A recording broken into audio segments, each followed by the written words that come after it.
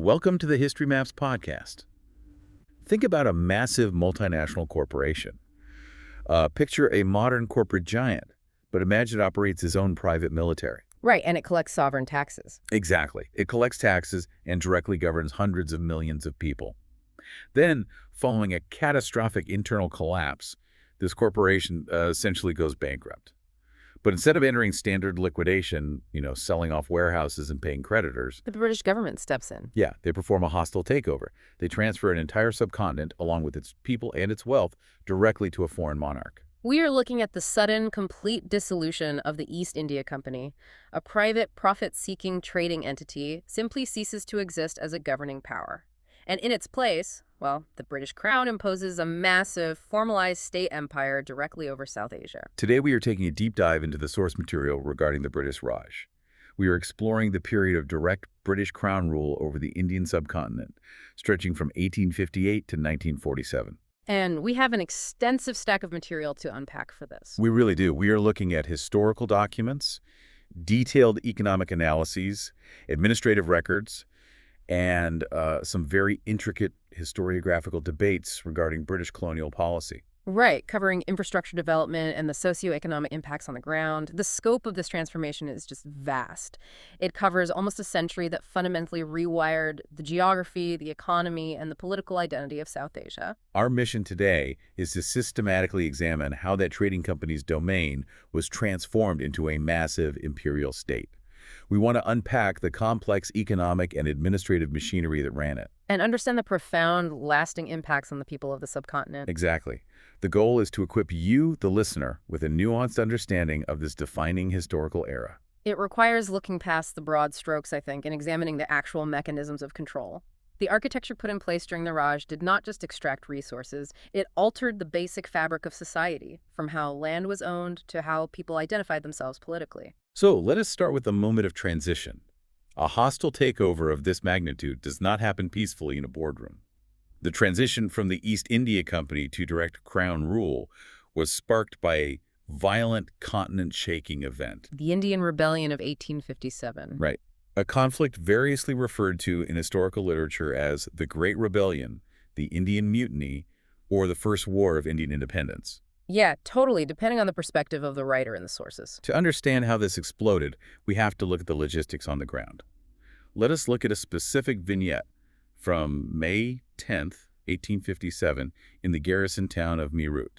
We have the sepoys. These are Indian soldiers serving in the East India Company's army. And they are facing the introduction of the new Enfield pattern 1853 rifled musket. Now explain the mechanical shift here, because it is crucial to why the situation became so explosive.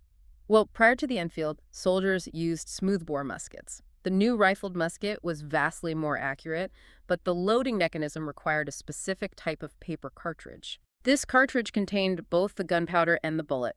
So to load the weapon efficiently in the heat of battle, the soldier was drilled to physically bite off the end of the greased paper cartridge to pour the powder down the barrel. And the grease is where the powder keg is lit. Exactly. The pervasive belief among the sepoys was that the waterproofing grease used on these specific cartridges was a mixture of tallow derived from beef fat and lard derived from pig fat. Which is a visceral, non-negotiable violation of the deepest religious taboos for both Hindu and Muslim sepoys. I mean, for a Hindu sepoy, the cow is sacred. Consuming beef fat destroys one's caste and spiritual purity. Yeah, and for a Muslim sepoy, the pig is forbidden, haram. By ordering them to bite these cartridges, the East India Company was, intentionally or not, demanding that they publicly defile themselves. So what happened when they refused? When sepoys in Meerut refused the order to use the cartridges, they were court-martialed. They were stripped of their uniforms in front of their peers and sentenced to 10 years of hard labor in shackles. That public humiliation of their comrades was the immediate spark. It really was. The remaining sepoys mutinied, killed their British officers, broke open the jail, and began a march on Delhi. Their goal was to declare the aging Mughal emperor Bahadur Shah Zafar the leader of a subcontinent-wide rebellion. But, the cartridge was just the match. You don't get a rebellion of this scale over a single piece of ordnance. No, definitely not.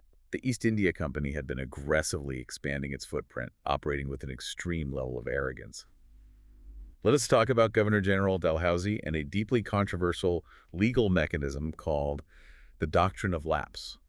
Right, the doctrine of lapse. It was a, well, highly calculated piece of legal engineering designed to swallow up independent territory. Across the subcontinent, there were hundreds of semi-independent princely states. Well, According to traditional Indian custom and Hindu law, if a ruler did not have a natural biological heir, he had the absolute right to adopt a son. That adopted son would inherit the throne, the titles, and the right to rule, ensuring the continuation of the dynasty.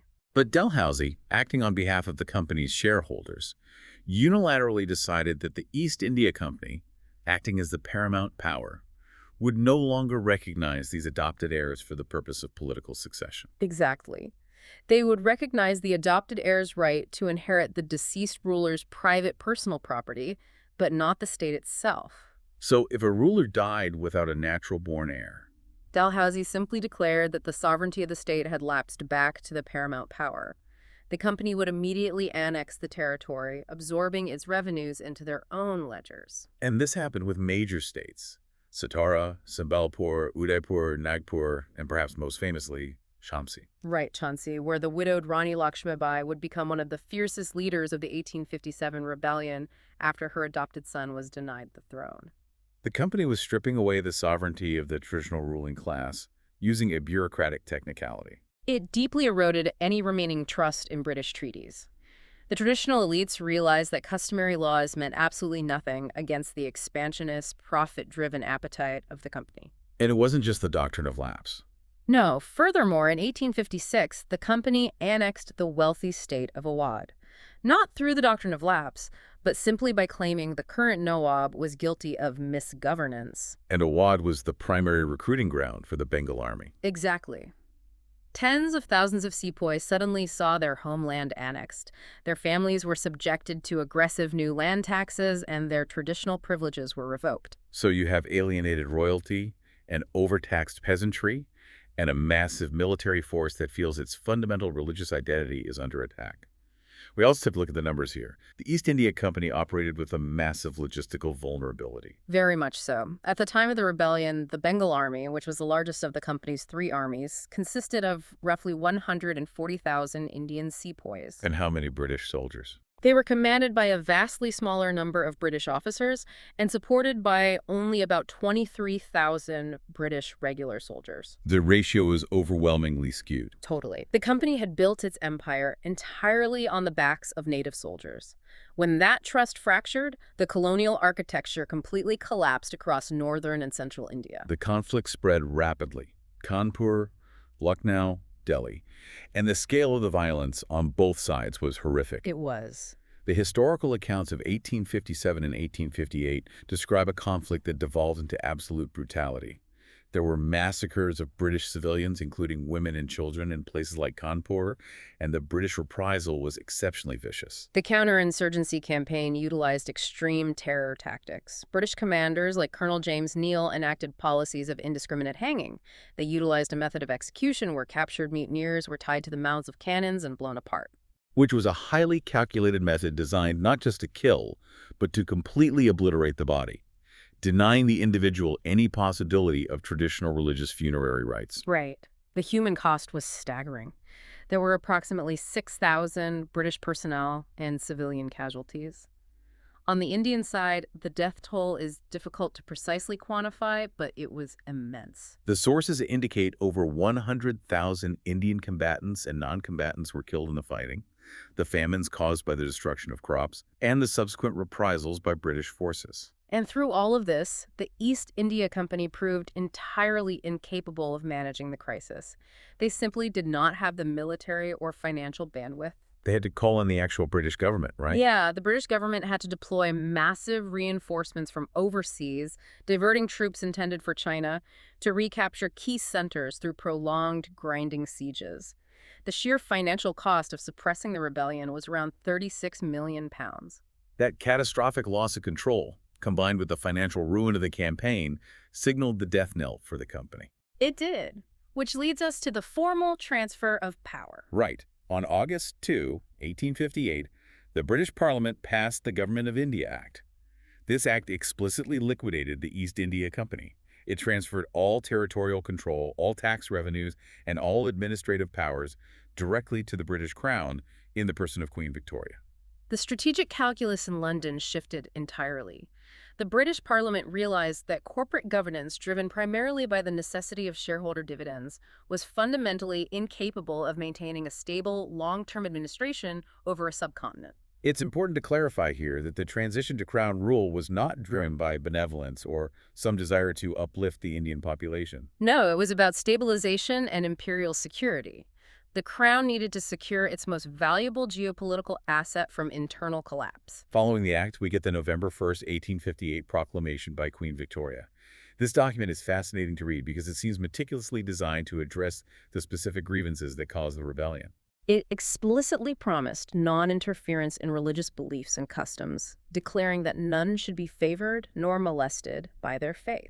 It also officially reversed the doctrine of lapse, assuring the remaining Indian princes that their territorial borders would be respected and their traditional rights of adoption recognized. Furthermore, it promised equal opportunity in the civil service. The proclamation stated that subjects of whatever race or creed would be freely and impartially admitted to offices in the government, provided they were qualified. But, promising stabilization is one thing. Actually engineering a system to control a territory of that magnitude, over 300 million people, without sparking another massive rebellion, requires an entirely new architecture of control. Exactly. The trauma of 1857 completely altered the psychology of the British rulers. So how does that psychological shift manifest physically? We have this proclamation promising equality and religious tolerance. But practically, how do you govern a population that just tried to eject you by force, knowing your demographic minority was the very thing that made you vulnerable? Well, you restructure the geography and the bureaucracy entirely based on a psychology of deep paranoia and distance. Prior to 1857, there was a certain degree of intermingling between British officers and Indian elites. Post-1857, the British withdrew into heavily fortified, segregated enclaves known as cantonments and civil lines. Right, the physical architecture of colonial cities completely changes. They deliberately built massive spatial buffers. The British civil lines were characterized by wide, tree-lined avenues and massive bungalows with deep verandas, completely segregated from the dense, traditional urban centers. Which they referred to as the native city. Yeah. Often, they would build the new railway tracks directly between the native city and the civil lines, physically using the elevated railway embankments as a defensive wall to prevent any sudden mob attacks. They engineered physical distance. But they also needed to engineer an administrative structure capable of projecting power across millions of square miles. This brings us to the bureaucratic machinery of the Raj, famously referred to by British Prime Minister David Lloyd George as the steel frame. And it began with a system of double government. Let us break down how this functioned. On one side of the world, in London, you had the newly created position of the Secretary of State for India. This was a cabinet-level member of the British Parliament, entirely responsible for Indian affairs. And the Secretary of State was advised by a 15-member Council of India, composed primarily of men who had significant prior experience working in the Indian administration. Right. This body in London ultimately dictated broad macroeconomic policy, foreign affairs, and military matters, maintaining ultimate accountability to the British Parliament in Westminster. Then, on the ground in India, you had the Viceroy. The Viceroy was the direct representative of the Crown, initially based in Calcutta, and later moving to the newly built imperial capital of New Delhi in the 20th century. And the Viceroy wielded immense executive authority. The Viceroy operated with an executive council. But in the immediate aftermath of the rebellion, Viceroy Lord Canning found the existing system of collective decision-making by the entire council to be far too slow. I mean, if every single member had to debate every minor administrative detail, the government would grind to a halt. Exactly. So under the Indian Councils Act of 1861, Lord Canning introduced the portfolio system. Instead of a collective debate on all issues, specific government departments like finance, home affairs, military were assigned as distinct portfolios to individual council members. It essentially created a modern cabinet system. It allowed for rapid, unilateral executive decisions on routine departmental matters by a single member. Only the most crucial, sweeping policies required the consent of the full council or the viceroy. But the men in Calcutta and London were just the policymakers. The true backbone of this administration, the group actually executing these policies on the ground, collecting the taxes and enforcing the law, was the Indian Civil Service, or the ICS. And the statistics regarding the ICS are truly staggering. The ICS was an elite cadre, capped at roughly 1,000 officers. Think about the logistics of that for a second. How does a tiny cadre of officers, barely 1,000 men, manage to enforce their will over an enormous territory containing over 300 million people? Right, they can't be everywhere at once. So how did they achieve it? They achieved it by building a massive hierarchical pyramid of authority, with themselves perched at the very tip. Those 1,000 ICS officers, almost exclusively British for many decades, did not operate in a vacuum. They relied on local infrastructure. Entirely. To project power downward, they relied on an immense network of local subordinate Indian staff. The local Indian clerks, the police constables, the record keepers, and the tehsildars, the revenue collectors working at the sub-district and village levels. The British created the rules, but the actual day-to-day friction of administration was carried out by hundreds of thousands of low-paid Indian subordinates. They also co-opted the existing indigenous elites. In rural areas, they utilized the zamindars, large landholders, who essentially acted as powerful intermediaries, collecting revenue from the peasants on behalf of the state. And on a macro level, they utilized the princely rulers. Let us examine those princely states because they made up a massive portion of the map, Yeah, there were over 560 of these states. ranging from massive domains like Hyderabad, which was the size of Italy, down to tiny principalities consisting of a few villages. Together, they covered roughly 40% of the total landmass of the subcontinent. The crown governed these states through a system of indirect rule known as paramountcy. Under paramountcy, the British crown controlled all defense, communications, and foreign affairs for these states. Right, a princely state could not declare war, sign treaties, or maintain diplomatic relations with any other nation, or even with another princely state, without British approval. But in exchange for surrendering external sovereignty, the local Maharajas and Nawabs retained control over their internal domestic matters. They managed their own local courts, their own police forces, and their own local taxation, so long as they remained utterly loyal to the British crown and accepted the advice of a British resident stationed at their court. It was a highly efficient system of outsourced governance. It allowed the British to effectively control almost half the landmass and population without bearing the massive financial or administrative burden of direct day-to-day governance. I just let the local royalty handle the messy internal administration. But in the directly administered British provinces, places like Bengal, Bombay, Madras, and the United Provinces, the ultimate manifestation of imperial power on the ground was the district collector, also known as the district magistrate. And the power vested in this single office is really hard to comprehend by modern democratic standards. A district collector was an ICS officer placed in charge of a specific geographic district, which could easily encompass an area the size of an English county and contain over 1 million people. This one individual was the ultimate arbiter of the state.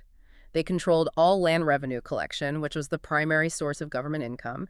They were responsible for the maintenance of law and order, commanding the local police force. And they also acted as the chief magistrate, dispensing justice and managing minor criminal cases. So one person holds the fiscal power to tax you, the executive power to arrest you, and the judicial power to sentence you.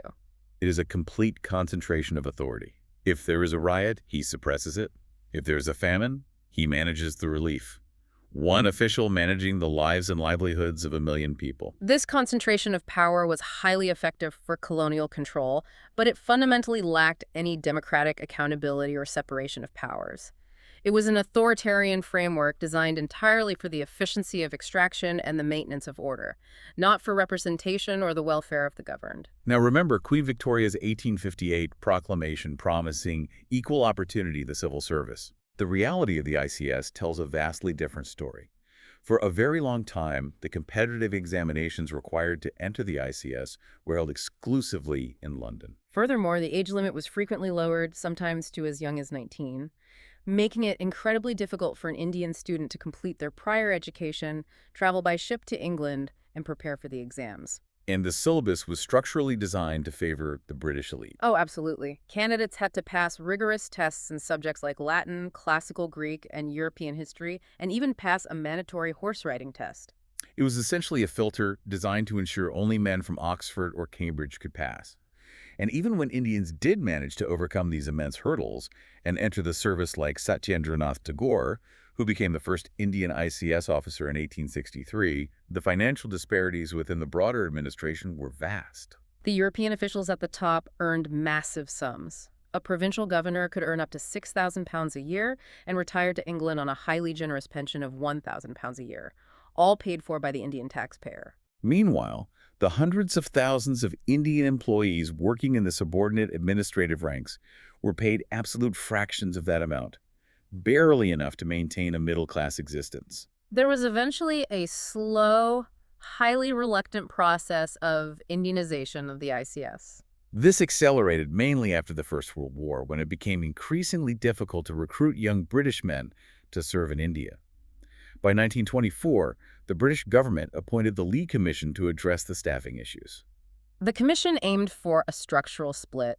They proposed that eventually 40% of the ICS should be European, 40% should be directly recruited Indians, and 20% should be promoted from the lower provincial staff. But despite these later reforms, the highest echelons of power, the Viceroy's Council, the governorships, the key financial and military portfolios, remained firmly and exclusively in British hands until the very final days of the Raj. So the British now have this sprawling million-man bureaucracy. But a bureaucracy is useless if it takes a month for a physical letter or an administrative order to travel from Calcutta to a district magistrate in the Punjab. And more importantly, it is useless if you cannot rapidly deploy troops to suppress a localized uprising before it spreads. They needed a way to physically project this new power across the vast interior. Which leads to the most visible, permanent scar of the colonial era, the physical infrastructure. To maintain this bureaucratic steel frame, the British required a literal steel frame laid across the landscape. We're talking about the massive expansion of the railway network in India. It is undeniably one of the most physically defining legacies of the Raj. The project formally began in 1850, driven by a famous memorandum from Governor-General Lord Dalhousie, who essentially laid out the blueprint for a continent-wide network. And the expansion was incredibly rapid.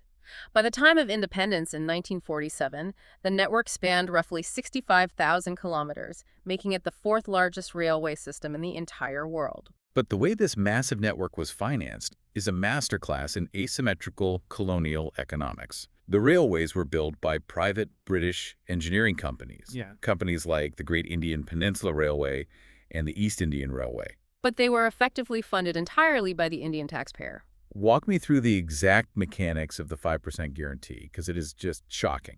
Well, the British government wanted rapid railway expansion, but private British investors were hesitant to pour capital into a distant colony without massive security. Right, they wanted a sure thing. Exactly. So the colonial government offered these private companies a guaranteed 5% return on their investment paid annually. And this guarantee was absolute, regardless of whether a specific railway line was actually profitable or even had finished construction. So wait, let me get this straight. If a private British company builds a line through a remote area and nobody buys a ticket and no freight is shipped, the company still makes a 5% profit. Precisely. And if the railway line's actual revenues fell short of that 5% profit margin, the shortfall was classified as a fine. A fine paid by who? That fine was paid directly out of the Indian government's treasury, which was funded almost entirely by the land taxes extracted from Indian peasants. The market risk was entirely socialized and borne by the Indian public, while the profits were strictly privatized and guaranteed for the British shareholders sitting comfortably in London. It is estimated that this financial structure eventually cost the Indian exchequer roughly £50 million in payouts to cover the shortfalls of these private companies. Beyond the financing, we also have to deeply examine the primary purpose of the network's design. The tracks were not laid down to facilitate domestic travel for the Indian population. No, nor were they designed to connect Indian businesses with each other to foster an integrated domestic economy. The design logic was distinctly dual purpose: commercial extraction and military control. Commercially, the lines were explicitly routed to transport bulk raw materials from the deep agricultural interior of the country directly to the major colonial port cities, Bombay, Calcutta, and Madras. They needed a hyper-efficient system to move cotton from the Deccan Plateau, jute from Bengal, and coal and tea out of the interior onto steamships bound for European factories. And militarily, the trauma of 1857 heavily dictated the routing. The tracks were designed to allow the colonial administration to move British troops, artillery, and military intelligence rapidly across the subcontinent to quell any future dissent. If you look at early railway maps, the placement of massive military cantonments, armories, and troop garrisons heavily dictated where the major junctions were built. Wait, hold on, let me push back here. You look at India today, and Indian Railways is the absolute lifeblood of the nation. It is, yeah. It moves millions of people every single day. It handles massive domestic freight. It is deeply woven into the cultural and economic identity of modern South Asia. Regardless of the exploitative financing and the original intent, didn't the British inadvertently leave behind a massive, unifying, functioning infrastructure network? Isn't that a net positive? It is a massive physical asset, yes. But to understand its economic impact during the colonial era, you have to look at the concept of spatial mismatch. Yes, the physical tracks remained, but the economic geography they created for a century was fundamentally distorted. How so? Because the infrastructure was built specifically for an extractive colonial economy, the lines operated like massive funnels pointing outward to the coast. So they didn't effectively connect internal cities to each other. Exactly. If an Indian merchant wanted to ship goods from one inland city to another, the freight rates were deliberately structured to make domestic transport prohibitively expensive. Conversely, the freight rates for shipping raw materials from the interior to the port of Bombay were heavily subsidized and kept artificially low. The infrastructure actively discouraged a robust domestic market in favor of export. Yeah, and the actual construction of the railways was also highly extravagant. Initially, the British engineers insisted on building the main trunk lines using a broad gauge, with tracks spaced 5 feet 6 inches apart. Which is significantly wider than the standard 4 feet 8.5-inch gauge that was successfully used in Britain and the United States at the time. This broad gauge required significantly more steel, much wider bridges, larger tunnels through the mountains, and massive embankments. It made the initial construction highly expensive, an expense, again, entirely underwritten by Indian revenues. The environmental impact was equally devastating. The construction required massive deforestation. To support thousands of miles of heavy steel track, they needed timber sleepers. Millions of trees, particularly dense hardwoods like sal and teak, were felled across the subcontinent, severely impacting local ecosystems, altering watersheds, and displacing indigenous forest communities. And what about the industrial impact? You would assume that building the fourth largest railway network on the planet would trigger a massive domestic manufacturing boom in India. You need steel, you need engines, you need carriages. But that didn't happen. Why not? It didn't happen because colonial policy actively prevented it. The British used the Indian Railway project as a captive market to subsidize their own domestic heavy industry. The locomotives, the steel rails, the heavy machinery, and even the specialized engineers were almost entirely imported from Britain. They were not transferring railway technology or manufacturing capabilities to India.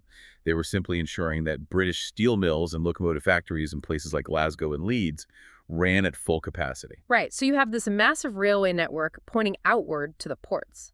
But how do you ensure that there is actually something to put on those trains? Right, if an Indian farmer traditionally grows wheat or rice to feed his family, how does the British colonial state force that farmer to suddenly switch to growing cotton or indigo for export? They achieve it through taxation. Specifically, through a profound structural transformation of agrarian policies and rigid economic controls. This brings us to the agrarian shift. The British colonial administration essentially had to redefine the entire concept of land ownership across the subcontinent to ensure maximum revenue extraction. They implemented 3 main land revenue systems. The first, and perhaps most structurally devastating, was the permanent settlement, introduced in Bengal in 1793 by Lord Cornwallis. This system aimed to create a loyal, aristocratic class of landlords, known as zamindars, modeled somewhat on the British landed gentry. The British fixed the state's land revenue demand in absolute perpetuity. They then gave the zamindars formal, inheritable property rights over vast tracts of land, so long as the zamindar paid their absolute fixed tax to the colonial state. Explain the impact this had on the actual peasants working the soil, because under traditional systems, peasants often had customary multi-generational rights to the land they farmed. The permanent settlement completely erased those customary rights overnight. The peasants were fundamentally transformed from customary landholders into mere tenants at will. They were subjected to incredibly high rents demanded by the zamindars and faced the constant daily threat of legal eviction if they could not pay. Furthermore, if a zamindar failed to pay his fixed tax to the British by sunset on a specific day, the infamous Sunset Law, his entire estate would be immediately seized by the colonial state and auctioned off to the highest bidder. Then you had the Rayatwari system, implemented primarily in the southern and western regions, like the Madras and Bombay presidencies. Under Rayatwari, the British administration bypassed the massive landlords entirely and made direct revenue settlements with the individual peasant cultivators, known as ryots. And finally, the Mahalwari system, utilized in the northwestern provinces and the Punjab. Here, the revenue assessment was made at the level of the village, or mahal. The village community, often represented by the village headmen, was held jointly responsible for the total tax burden. While these systems varied greatly in their administrative structure, they all shared a devastating commonality. They turned land, which was previously a communal resource tied to complex social obligations, into a highly liquid, marketable commodity. And they imposed rigid, exceptionally high taxes that had to be paid exclusively in cash. The monetization of the tax demand is the crucial mechanism. Under pre-colonial systems, if there was a drought or a locust swarm or the monsoon failed, the local ruler might take a percentage of whatever meager crop actually grew. The risk was somewhat shared. Under the British system, the cash demand was fixed and absolute. If the monsoon failed and your crop died, the colonial state still demanded its fixed cash payment on the exact due date. This rigid demand fundamentally altered the agricultural choices of millions of people. To acquire the physical cash needed to pay the British taxes and avoid losing their land, peasants could no longer afford the luxury of growing subsistence food crops like wheat, millet, or rice to feed their families. They were forced by economic necessity to shift their cultivation to cash crops: indigo, raw cotton, opium poppies, jute, and sugarcane. They shifted to these crops because these were the specific commodities that the British export market demanded, and therefore the only crops that local merchants would pay immediate cash for. But agricultural yields and global markets fluctuate wildly. When a peasant's cash crop failed due to weather, or when the global market price for cotton dropped suddenly, as it did after the end of the American Civil War, the peasant still owed the exact same fixed tax to the British collector. To avoid eviction, their only recourse was to borrow cash from local moneylenders at exorbitant predatory interest rates. This created a vicious, unbreakable cycle of severe rural indebtedness. Over generations, the land was frequently mortgaged to moneylenders and eventually alienated completely from the traditional cultivator. This process systematically dismantled the traditional village economies, where mutual aid and customary obligations once provided a basic social safety net. This aggressive agricultural shift was only half of the economic restructuring. The other half was a deliberate, systematic process of deindustrialization. The statistics regarding India's industrial collapse are genuinely staggering. In 1750, prior to widespread British territorial control, India was a manufacturing powerhouse. Its share of global industrial output was 24.5%. It was the world's primary producer of high-quality cotton textiles, exporting massive quantities of goods across the Middle East, Africa, and directly to Europe. But by 1913, on the eve of the First World War, India's share of global industrial output had plummeted to just 1.4%. This catastrophic decline was not merely the natural result of India failing to invent the steam engine.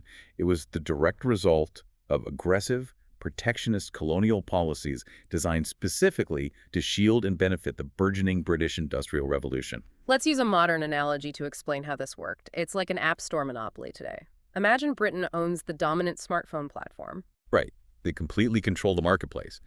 And they see that Indian apps, the highly skilled traditional textiles, are incredibly popular and outcompeting British apps. So they ban the Indian apps from the British store. They enact the Calico Acts, imposing massive punitive tariffs that make it financially impossible to import printed Indian textiles into Britain.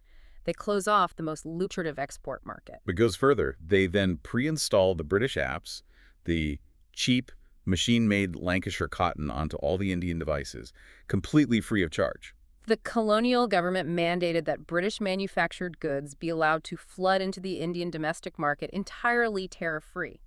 The highly skilled traditional Indian handloom weavers and artisans simply could not compete on price with artificially cheap, mass-produced British goods that were subsidized by a protective trade policy. The artisan classes were economically decimated. Entire manufacturing cities were hollowed out. There's a famous visceral quote from William Bentinck, a British governor-general in the 1830s, who observed the devastation firsthand. He wrote, The misery hardly finds a parallel in the history of commerce. The bones of the cotton weavers are bleaching the plains of India.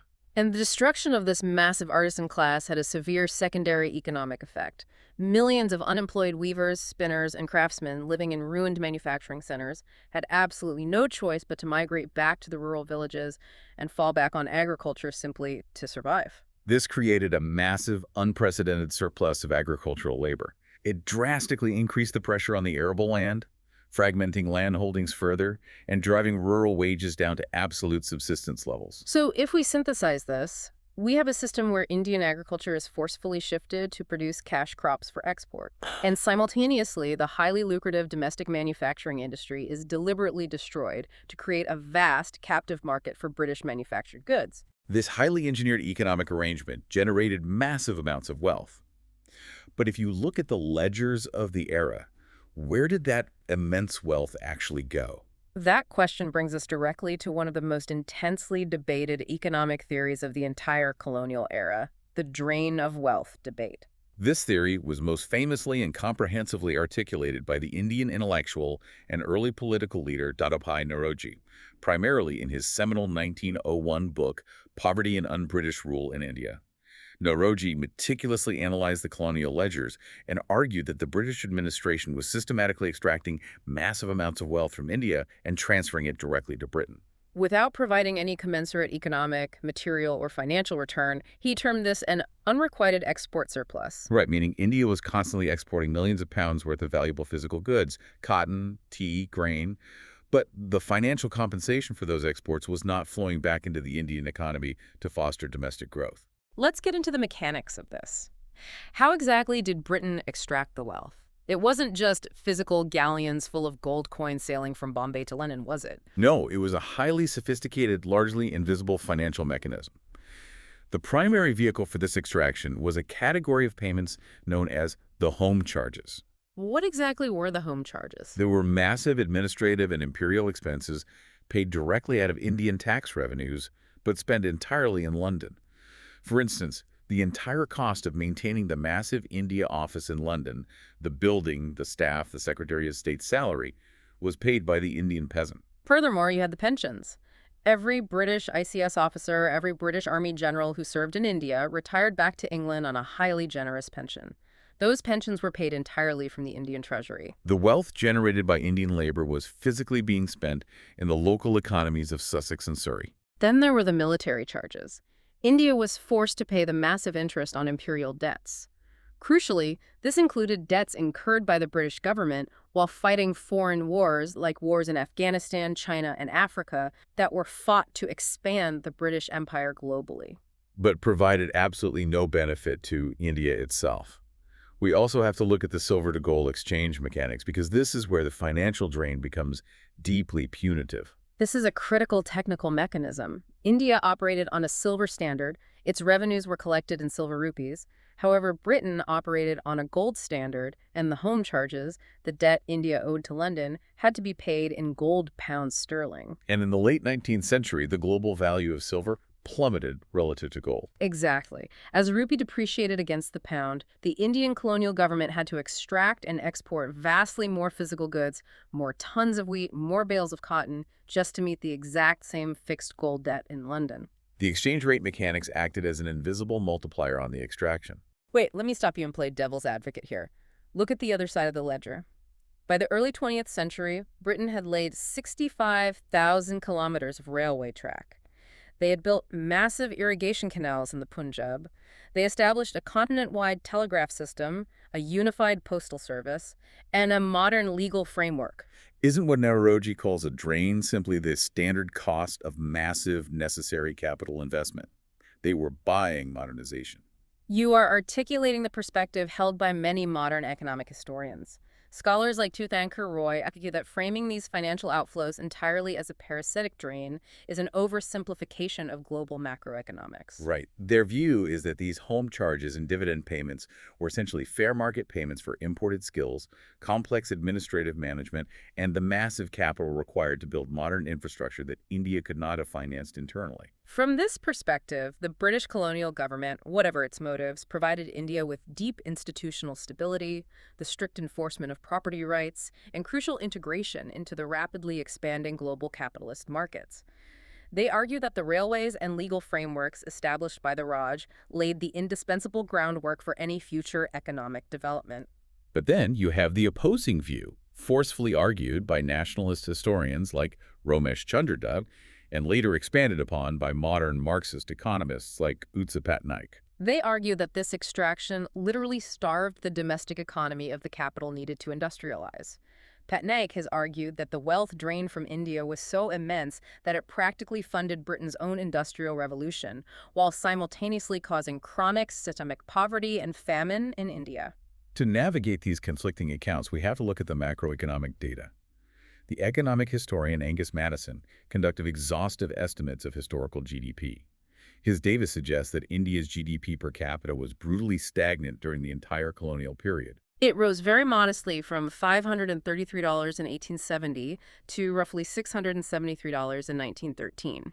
So it wasn't an absolute apocalyptic economic collapse, but it was severe, grinding stagnation.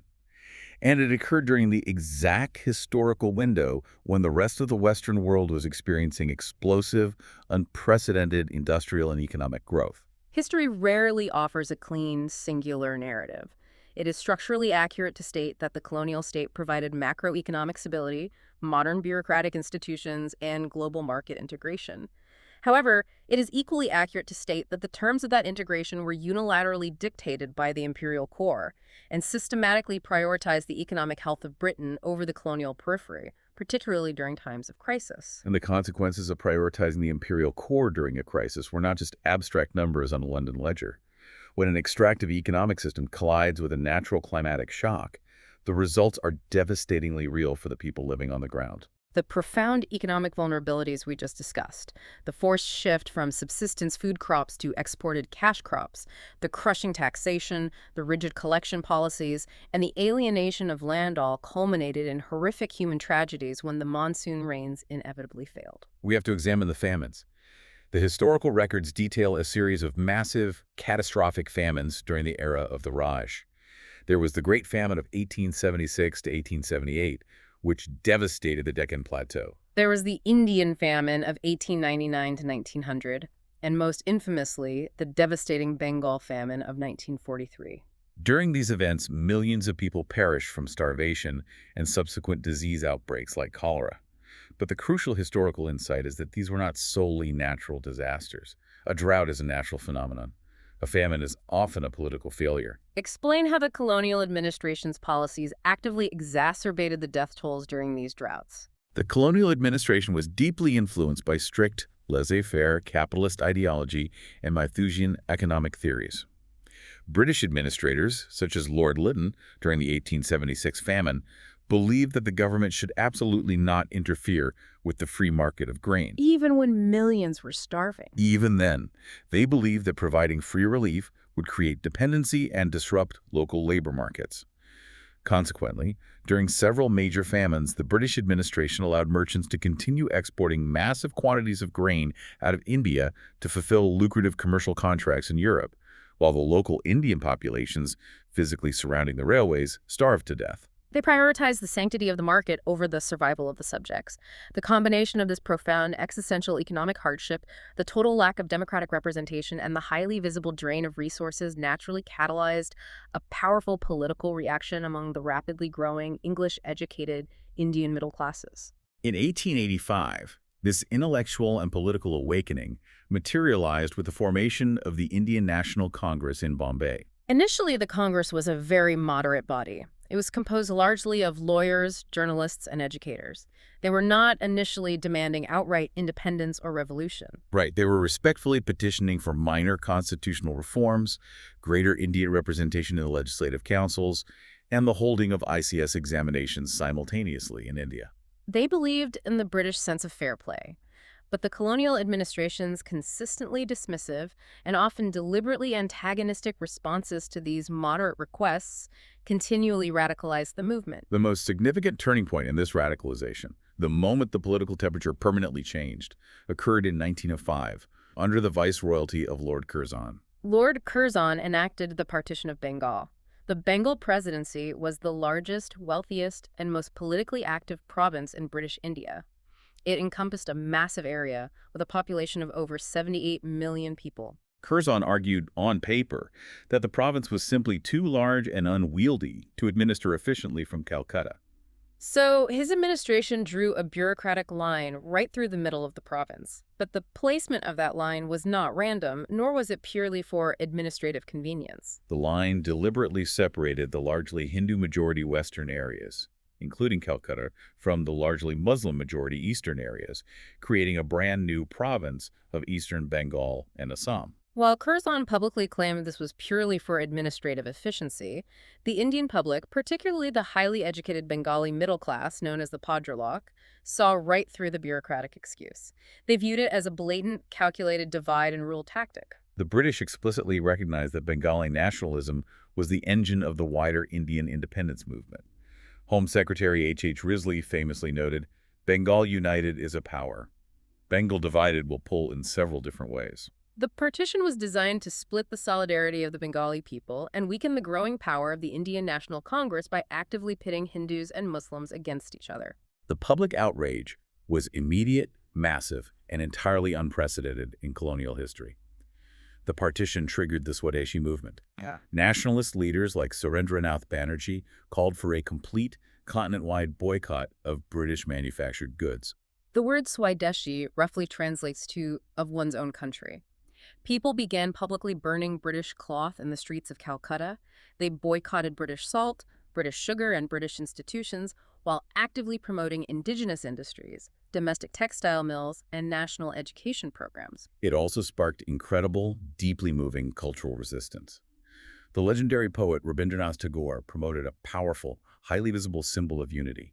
He urged Bengalis to observe the day the partition legally took effect by tying Rakhi's, traditional bracelets normally used to symbolize the protective bond between siblings, on each other's wrists across religious lines. It was a physical, public demonstration that Hindus and Muslims in Bengal shared a cultural bond that could not be severed by a colonial border.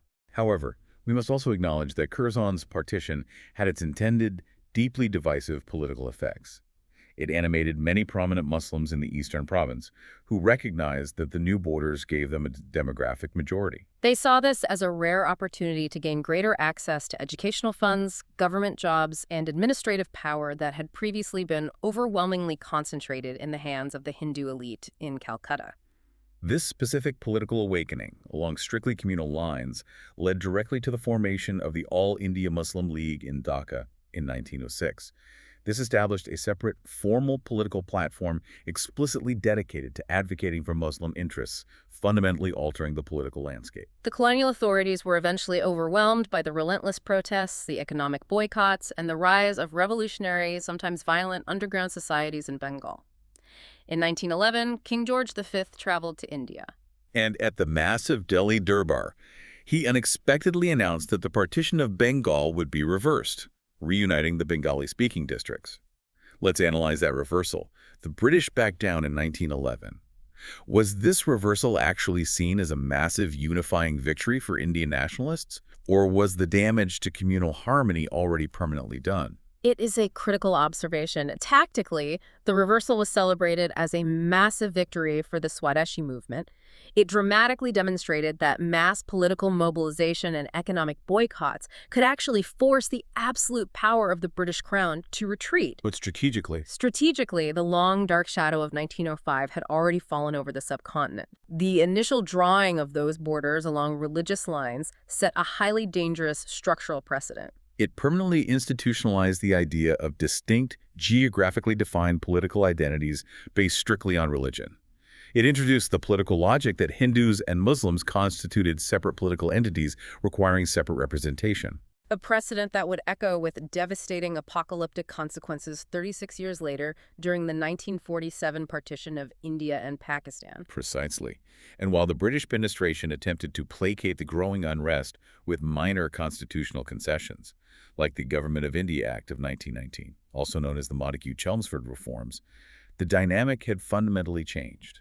Those reforms introduced diarchy in the provinces. They gave newly elected Indian ministers control over minor, chronically underfunded local departments like health and education. But the British governors retained absolute autocratic control over the essential levers of state power: finance, taxation, the police, and justice. To the increasingly organized Indian populace, these reforms were seen as far too little and delivered far too late. Synthesizing all of this, the combination of severe systemic economic extraction, the intergenerational trauma of repeated famines, and the transparently divisive political maneuvers like the Bengal Partition fundamentally altered the relationship between the rulers and the ruled.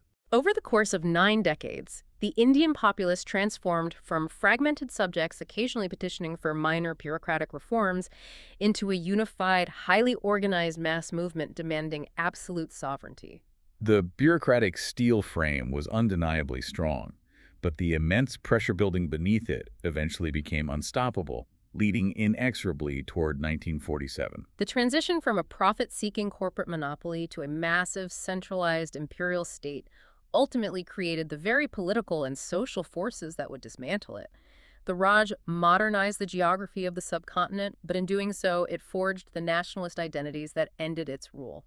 And that brings us to the end of our deep dive into the source material regarding the British Raj. We have covered a massive amount of historical and mechanical ground today. We really have. We unpacked the violent logistics of the 1857 rebellion and the end of the company. We examined the paranoid architecture of the cantonments and the creation of the bureaucratic steel frame of the ICS. We detailed the complex reality of a massive railway network financed by the public but built for private extraction. We explored the devastating agrarian shifts, the mechanical realities of the drain of wealth, and finally, how policies of administrative division inadvertently catalyzed a continent-wide push for total independence. The era of the Raj is not merely a chapter of the past. It fundamentally restructured the economic potential, the borders, and the social geography of South Asia over its 9 decades of direct rule. Before we wrap up, I want to leave you, the listener, with a final provocative thought to mull over regarding the long shadow of this history. Think about the modern independent bureaucracies of South Asian nations today. The steel frame of the Indian civil service was not dismantled upon independence.